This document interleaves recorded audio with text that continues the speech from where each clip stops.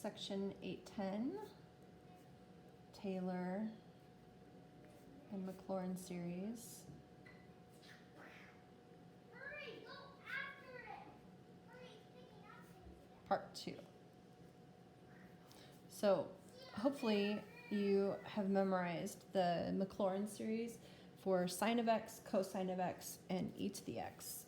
And you can do example 1 with using those from memory. So for example 1, the directions are find the Maclaurin series for each function.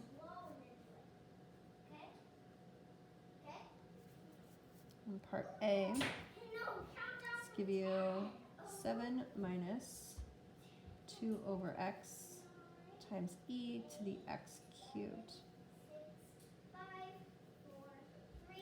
So quite a messy little expression, and luckily we don't have to do it from scratch. So we're going to build it up from which of the Maclaurin series that you have memorized. Well, you can see that the sort of the base here would be an e to the x function. So let's start with that. So what's the Maclaurin series for e to the x?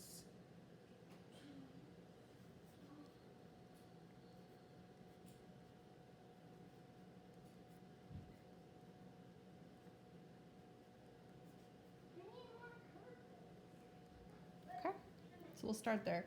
And then we'll look at this expression and just build it up one small step at a time. So the next thing that I would do is just follow order of operations and work from the inside out. So the next thing I would do is substitute x cubed in place of all of the x's. So what would I then have? I would have an expression for e to the x cubed. And that would be just exactly the right side where we are replacing all of the x terms with x cubed.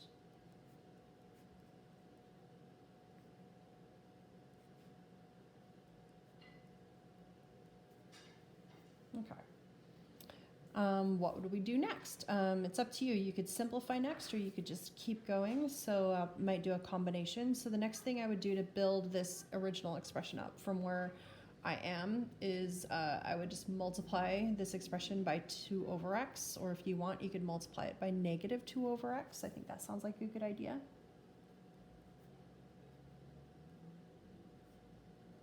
So that would mean we'd multiply the entire right side by negative 2 over x. So I think I'll simplify as I go. So 1 plus x cubed plus x to the 6th over 2 factorial plus x to the 9th over 3 factorial, and so on. Okay, and then we could distribute in as well, but I think I'll put that off. So the next thing we would do to build from where we are here, this expression up to the one we were given, is add 7. Make sure you only add 7 once to each side of the expression. So I'll just kind of show, I'll add 7 to this side and I'll add 7 to this side. And you do not have to show it like that, of course. So on the left side, what would I then have? Well, I would have the expression that I was given. And on the right side, how could I write this? I think typically we write constants first. So you can see the exponents are in ascending order. So it makes sense that constants would go first. And then I'm also going to go ahead and distribute the negative 2 over x in. So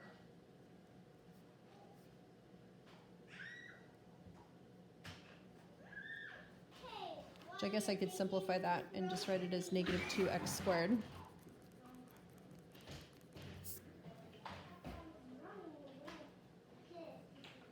Let's see, what would that be? Minus, so the 2's then would cancel, and the x's would cancel. So I just have x to the 5th.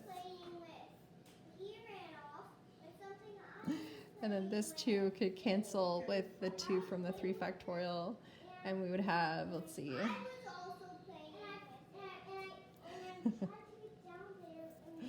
There we go. And this would be our final answer. Okay, so part B. Let's say you're asked for the Maclaurin series for sine squared x. So let's think about how we could go about that. One way would be to think of this as sine of x times sine of x. If you do that, we'll find pretty quickly that that is not ideal, because while we do have the Maclaurin series expansion for sine of x memorized, let's see, let's start off on the right term. What's the first term? X. There we go. Can he have? Are you okay? Can he have his turn Okay. first? So what would we have? We'd have an infinite polynomial What do you say? multiplied by another one.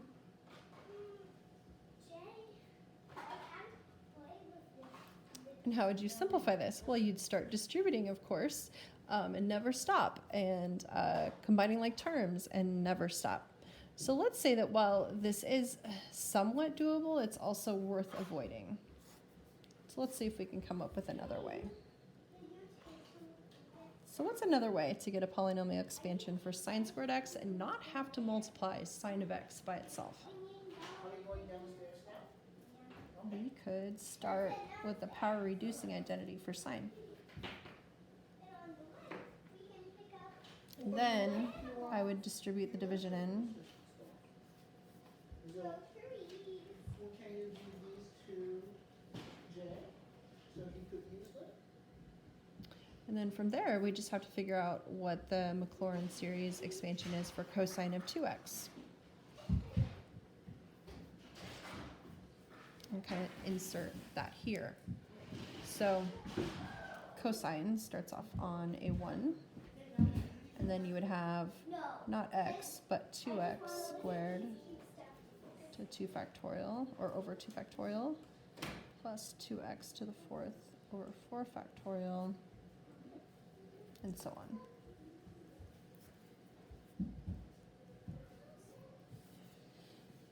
Cleaning it up just a little bit. Just distributing the negative 1/2 in for starters. Let's see, so what do we have? I think I'm going to take it a little slow here. We'd have 2 times 2 on the bottom, so the 4's can cancel in my next step. We'd have 16x to the 4th over 4 factorial is 24. And then we'd have times that 2 there. So your final answer, with the 1/2 vanishing, the 4's canceling, would be something of the form x to the 4th. Oh, I'm going to need more terms, aren't I? Bah. All right, let's simplify, and then we'll go back and build it in. The 8's could cancel here. And then the 2's could cancel here.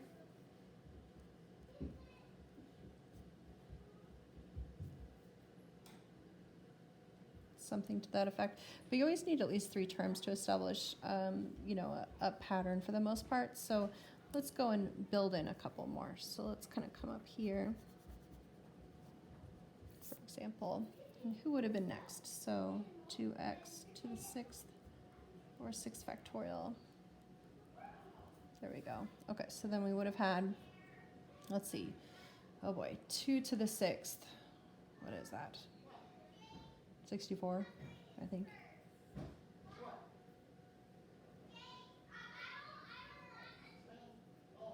Okay.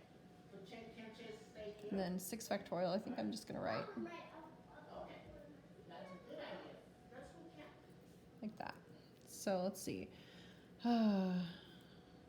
That's a 4, takes out a 4, so you're left with a 16. This 4 could cancel with that 16. You're left with a 4. The 4 can cancel with the 6. Okay, so we'd be left with plus 2x to the 6th over, I think, 15. There we go. All right, and then that would be a power series, or a Maclaurin series expansion for sine squared x. There we go. All right, the last example is a little bit of a rite of passage, or not last example, I should say, but so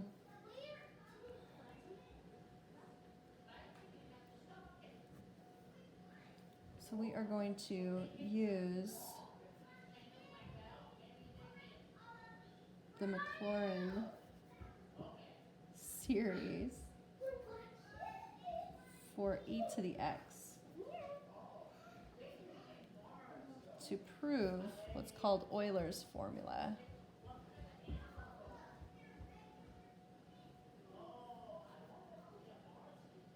Okay, so here's Euler's formula. It's a fun one. It says e to the ix is equal to cosine of x plus I times the sine of x. And it's just a super fun mishmash that looks like it is the kind of thing math teachers just make up to make your day miserable. But it's actually something that you'll use in a differential equations course. And this is the perfect time to actually understand why it's true. So let's tell the story. So on the left side, let's say we're trying to come up with a Maclaurin series for e to the ix.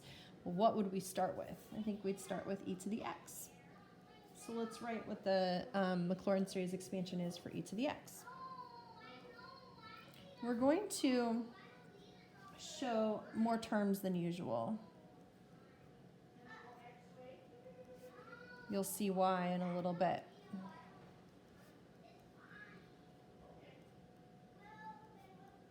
Let's go out to x to the 7th.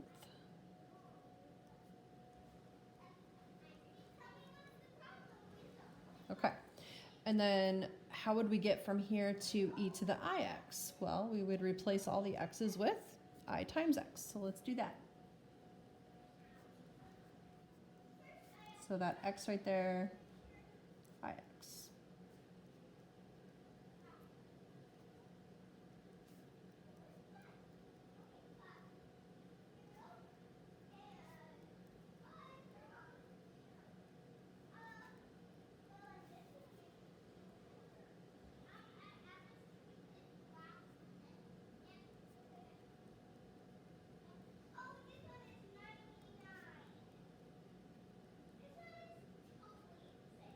Okay. Now, whoops, plus dot, dot, dot. Okay. Now from here, we're just going to simplify where possible. So, so let's get started on that. Oh, and let's put an equal sign here instead of a plus sign. Okay. So what do we now have? We have 1 plus, I claim ix is about as good as it gets. But ix quantity squared. Well, you could square I, and what is I squared? It's -1.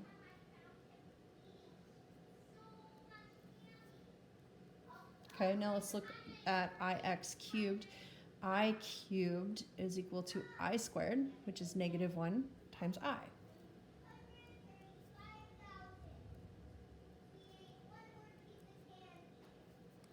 I to the 4th, I squared times I squared, which is -1 times -1, or +1. Think about I to the 5th, it's I to the 4th times I, which would just be I.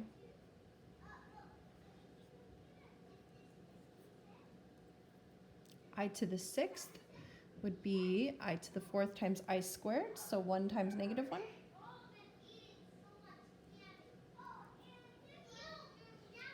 I to the 7th would be I to the 4th times I cubed, which would be -I again.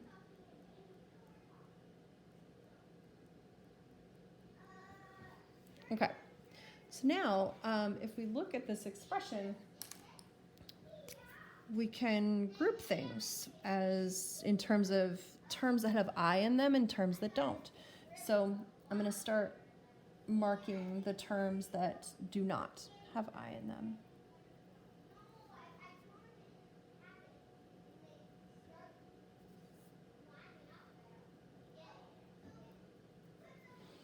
Okay, so, and then what I'm going to do from there is just put them in their own little groups. So we'd have 1 minus x squared over 2 factorial plus x to the 4th over 4 factorial minus x to the 6th over 6 factorial, and so on. Now we're going to take the terms that do have I in them. we're going to do two things with them. We're going to group them and factor the common factor of I out. So let's go about it. So we'd have I times x minus x cubed over 3 factorial plus x to the 5th over 5 factorial minus x to the 7th over 7 factorial, and so on. So now if you look at what we've got, if you really do have those Maclaurin series memorized, then you should be able to look at what we've got inside this set of parentheses and recognize that as, that's right, the cosine of x. And over here, if you look at this one, oh, all odd powers, all odd factorials, then who's that? Well, you have I times, and that is sine of x. There it is, the explanation as to how on earth e to the ix could equal the cosine of x plus I times sine of x. That is actually the proof. Okay. Just a couple more techniques, and then we'll have you well on your way. So let's see, let's turn this into example 3. So let's go to the next page here.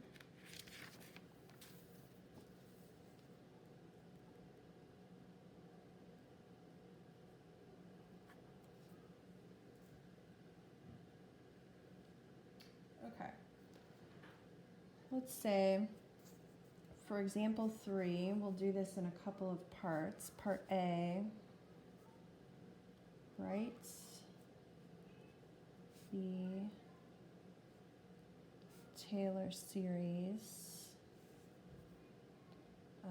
for f of x equals the natural log of x.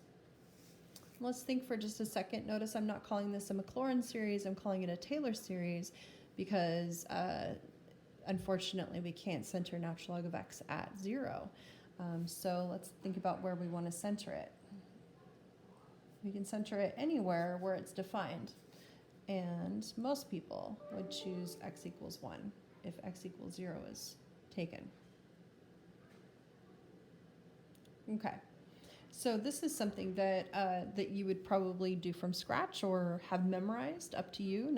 I don't require that you memorize it. So let's talk about doing this from scratch just to make sure you still can. So go ahead and go through your derivatives.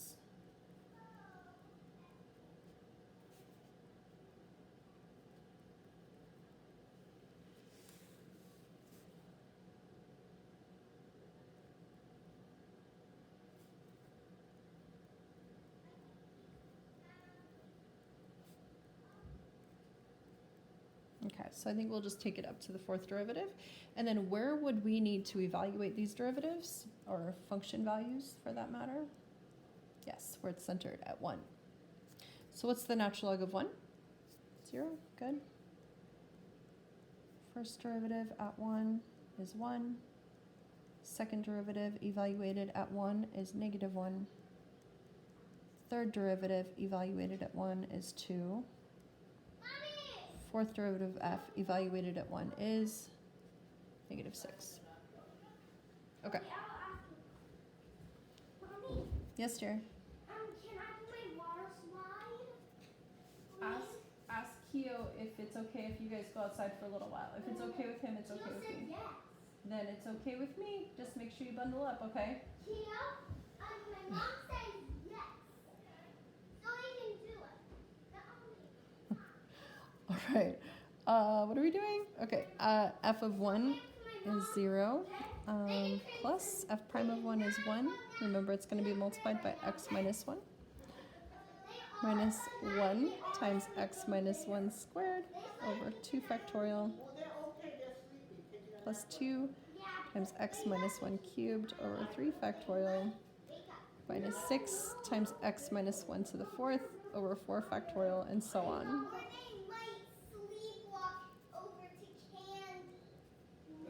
Okay, simplifying this expression.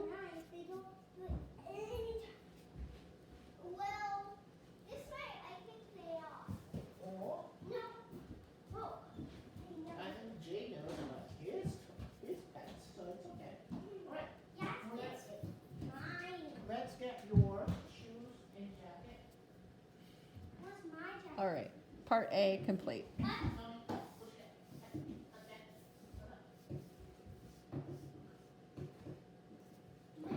Okay, part B. Where's my shoes? If you don't mind, let's assume that the directions are always right, either the Taylor series or Maclaurin series for the given function. So let's say I give you 1 over x.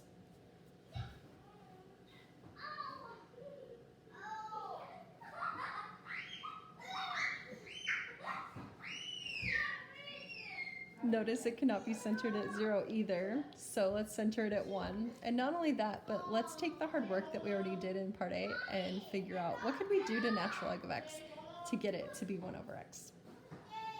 Hold on. I'm not ready yet. I'm trying. And the answer is take the derivative. So let's take the derivative of the right side. So derivative with respect to x of x minus 1. Derivative of the next term. Oops.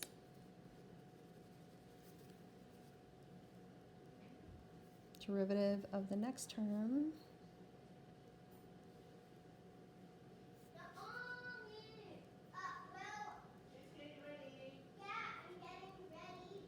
And so on.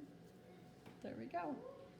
So notice that you're never going to be able to completely ditch the idea of doing this from the definition, but you will have some fun ways to use, composition, multiplication, addition, subtraction, derivatives, and even integrals to kind of transition from one Maclaurin series to another or one Taylor polynomial to another.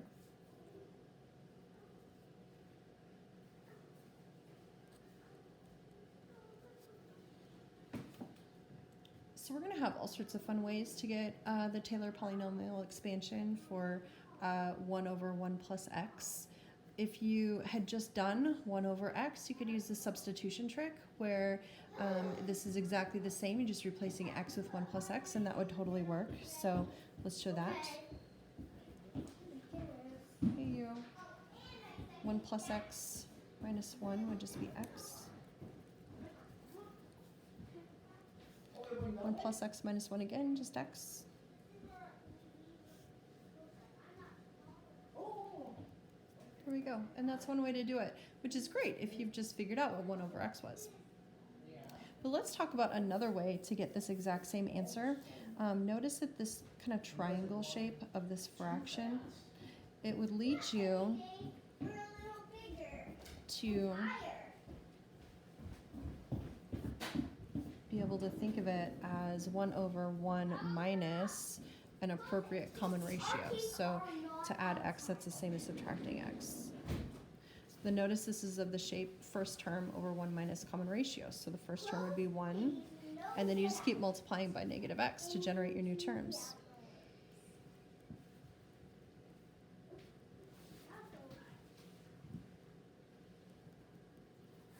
There we go. So you've built the exact same answer, just in a totally different way.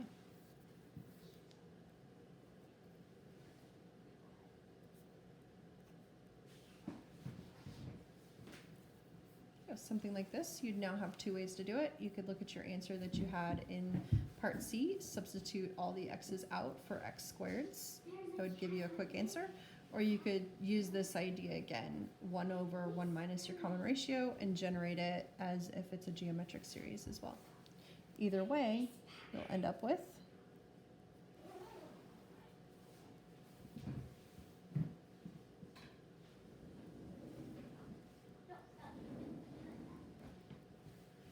something that looks like that. All right, last one.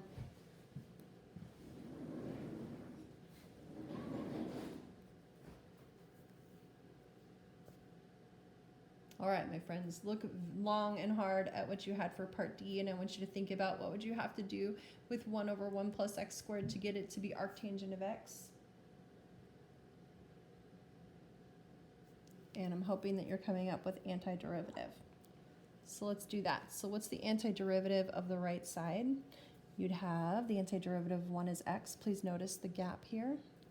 Antiderivative x squared, x cubed over 3. And then you just keep going with antiderivatives.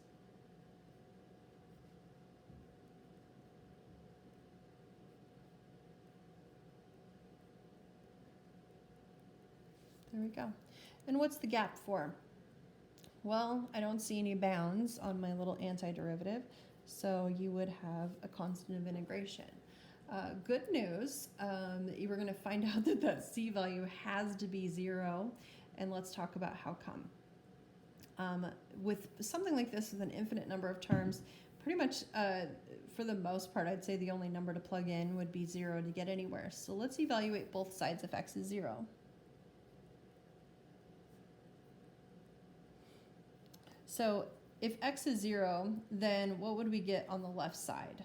Well, what's the arctangent of 0? Tangent of what angle is 0? So the left side would have to be 0. On the right side, you'd have every single term with an x in it would become 0, even all the ones with the plus dot dot dot, because they all have x's in them too. So you'd find out that that c value is 0. So good news, if you were working ahead of me and you just forgot the plus c, you totally got away with it on this one. Can't say you always will, but you did this time.